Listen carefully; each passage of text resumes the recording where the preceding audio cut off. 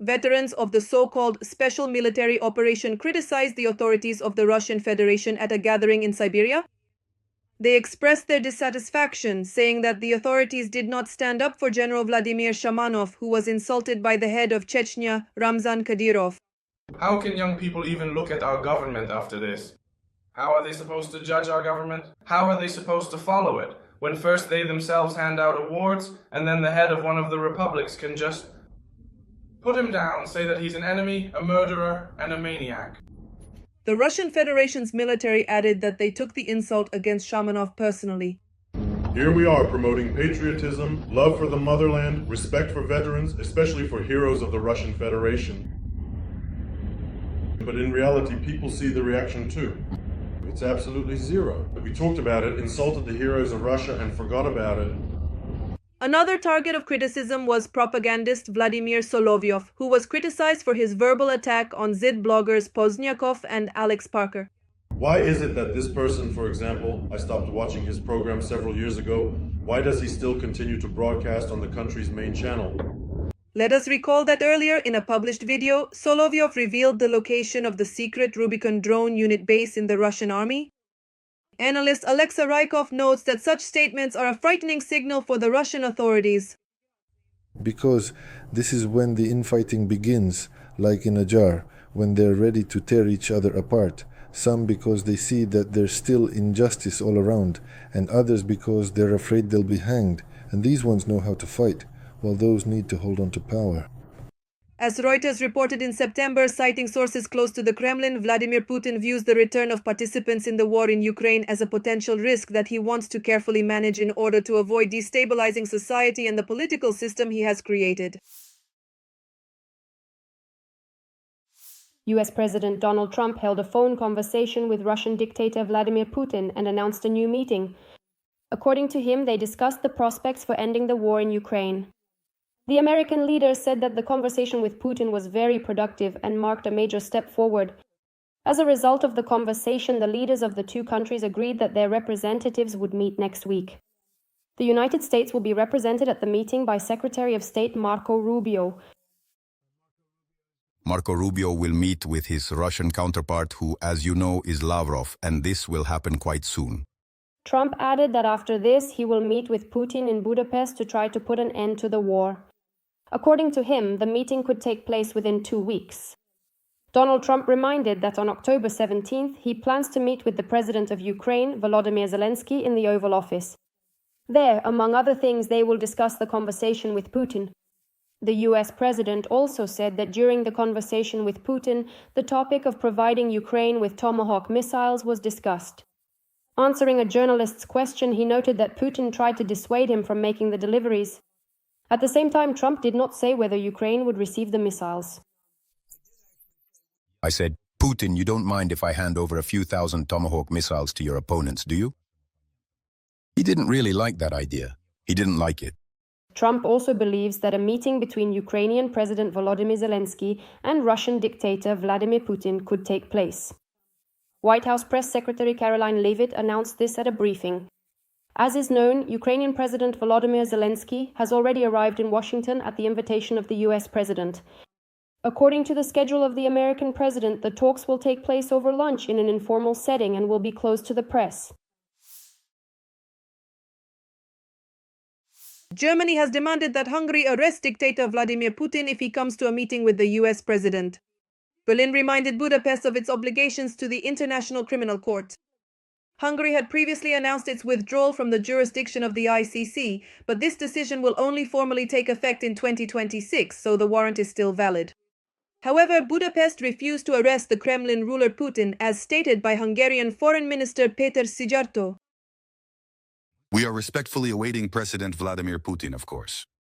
We will ensure he has the opportunity to enter Hungary, hold successful negotiations here, and then return home. No coordination with anyone is necessary. The Hungarian foreign minister has also already announced the start of preparations for a meeting between Trump and Putin. And Hungary's pro-Russian Prime Minister Viktor Orbán was quick to call Putin. Trump met with Putin in Alaska in August of this year.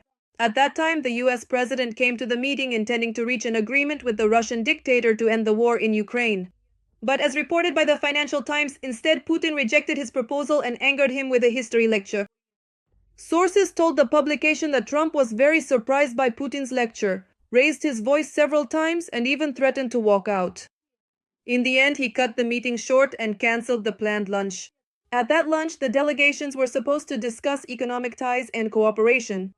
The Financial Times noted that as a result, there were changes in Donald Trump's position in favor of Ukraine. Let us recall that on October 16th, after a conversation with Putin, Trump announced a meeting with the Russian dictator. It is expected that the summit will take place in the capital of Hungary within the next 2 weeks. Ukrainian President Volodymyr Zelenskyy is ready to meet with the Russian dictator Vladimir Putin. This was stated in an interview with Axios by the head of the president's office, Andriy Yermak. According to him, in a phone conversation with the American leader Donald Trump on the eve of his trip to Washington, Zelenskyy reiterated his readiness to meet in any format and anywhere in the world except Russia or Belarus. Putin has repeatedly rejected such a meeting. The head of the president's office noted that both phone conversations between Zelenskyy and Trump were very good. According to Yermak, the presidents understand each other, and the fact that they agreed on a meeting so quickly is evidence of friendship and partnership. Meanwhile, Hungarian Prime Minister Viktor Orban has already given instructions to prepare a summit between Donald Trump and Vladimir Putin, which will take place in Budapest. He said that on the evening of October 16th he spoke with Trump by phone, and on October 17th he intends to speak with Putin. Orban believes that, apart from Budapest, there is no other place in Europe suitable for such a summit. According to the Hungarian Prime Minister, the meeting between Putin and Trump could take place a week after the meeting of the Russian and US foreign ministers, which is scheduled for next week. According to The Telegraph, the upcoming meeting between the American and Russian leaders in Budapest has sparked a wave of outrage in Europe. The article states that for Brussels, this is a humiliation, while for Hungarian Prime Minister Viktor Orban, it is a political triumph. According to The Telegraph, European diplomats are already calling the summit a blow to the European Union.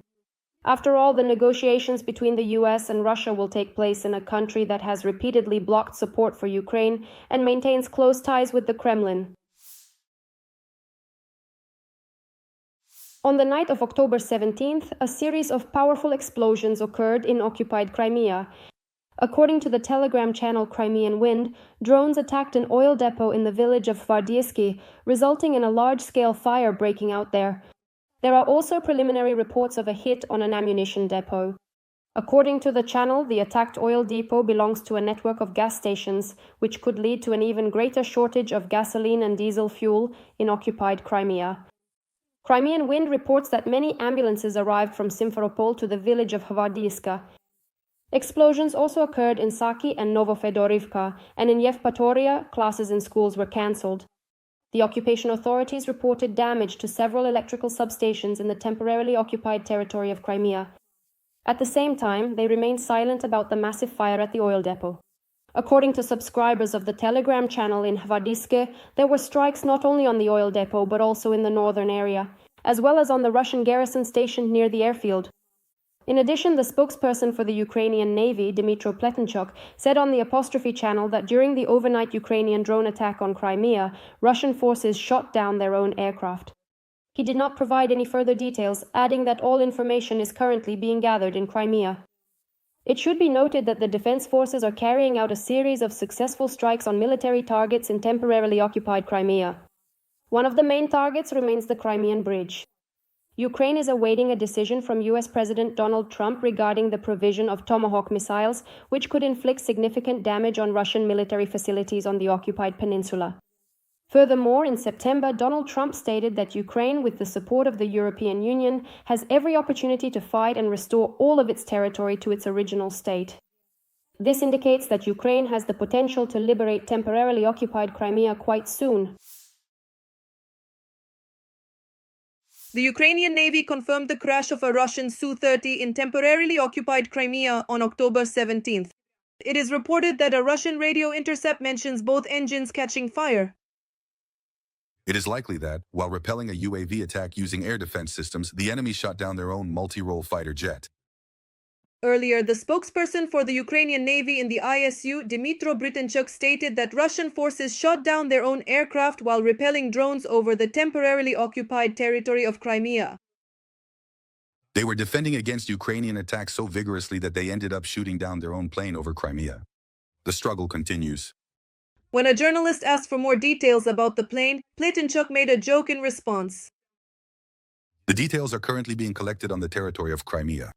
Overall, since the start of Russia's full-scale war against Ukraine, there have been numerous recorded cases where Russian air defense has shot down its own aircraft.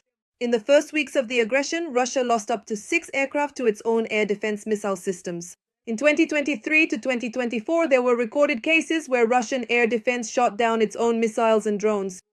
As previously reported on the night of October 17th, a series of powerful explosions occurred in temporarily occupied Crimea. Monitoring public channels reported that there were hits on Russian occupiers' facilities. According to the Crimean Wind Channel, UAVs attacked the village of Gvardeyskoye at night. As a result of the strikes, an oil depot is on fire. A thick column of smoke can be seen even in Simferopol. It is reported that 2 fuel tanks are already burning. Meanwhile, it became known that the defense forces of southern Ukraine struck a Russian Smerch in the occupied part of Kherson region.